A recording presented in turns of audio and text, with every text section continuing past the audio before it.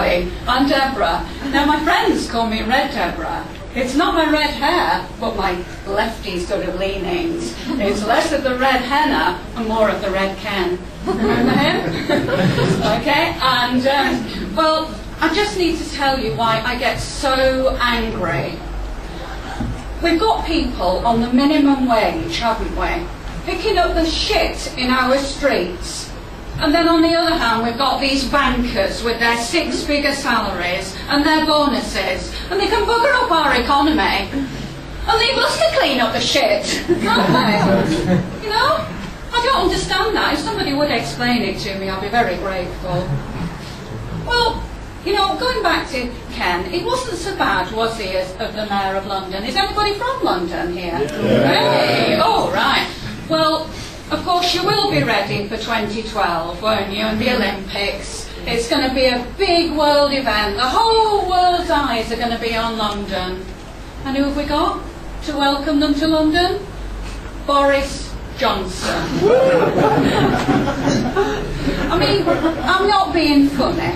I know I shouldn't. But it's just the hair. You know, it's like, well, I mean, we all have bad hair days, don't we? Come on, girls, you know, don't we? We have our bad hair days. Well, I mean, he has a bad hair life. He's just blonde and got floppy hair. But, you know, I've got to be, I can't let myself go on those prejudices, can I? I mean, let's face it, he's trying to regenerate London. He's, you know, he wants to get all these Olympic stadiums open and all that sort of thing. But you didn't know something else he wanted to do as well. I got this from my mother-in-law, so it must be true. He wants to bring Latin back into schools. Now that is going to solve everything. You know, I mean, you know, you don't need all this stuff, this regeneration, when you can teach the kids the pluperfect subjunctive of the verb to love. What more do you want? And I mean, when they're out there looting and rioting and what have you, what about if they want to say, I would have loved that 42-inch television? Well, televisionem, plasmorium, 42 inches, I'm a weribus. In your face, copper. You know, it's necessary, isn't it?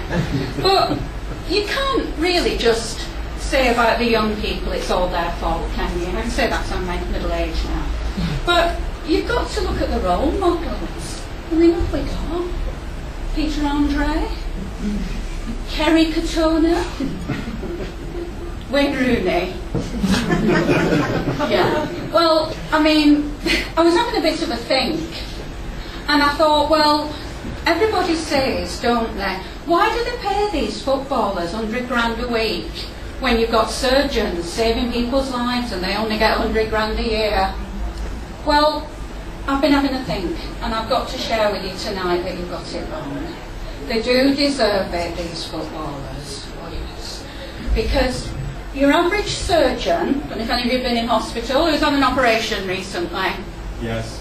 Oh, have you? Would you like to tell us about it? I just don't know maybe later. Right. Well, you know, they only know about one thing, these surgeons. Don't they? They're specialists. Like, your tits, your bum, they don't go any further, do they? They don't know anything else. Now, your footballers, on the other hand, they've got to know three things. Can you imagine Wayne Rooney? They've got to be able to dribble, to pass, and to score a goal. And we all know how good Wayne Rooney is at scoring, don't we? So I thought, well, you know, and these footballers are going to do it in front of a great big crowd of 50,000. When was the last time you went and had an operation? When you had your hemorrhoids out in front of 50,000 people? Don't think so.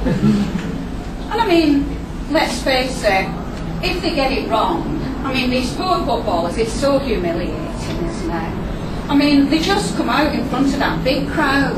What do they do? Poor Wayne Rooney, all he can do is stick his two fingers like that. Well, he can't go to drinks, we've got to do two. But, you know, and I mean, but in hospital with the surgeons, if there's ever an artery, patient dies, get them off to the morgue, no problem, because we don't talk about medical errors, do we? No. So, and I mean, really, if these surgeons had to have their sponsors on the back like the footballers, well, I mean, they'd soon get their finger out, wouldn't they? What, Claims Direct, ring here. Be more careful with my appendix next time, wouldn't they?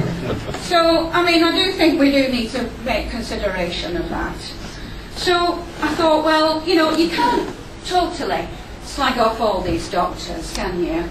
Because, I mean, I love my GP. I really do. I mean, not in a lesbian way, But, like, she makes me happy. Because she gives me Prozac. And it's like, well, before Prozac, my life was like, well, let's just say I had the Samaritans on speed dial. And it's like afterwards, oh, well, So I thought, well, you can't knock that, can you? But, I mean, they do a good job, don't they, these doctors? But I'm trying to get off Prozac. And I've tried everything. I've tried hypnotherapy, aromatherapy, Reiki, crystal healing? That's another one. But I thought, well, the only way, really, is to try stand-up comedy, isn't it? So I'm really grateful to you tonight, because I feel a hell of a lot better. So thank you very much.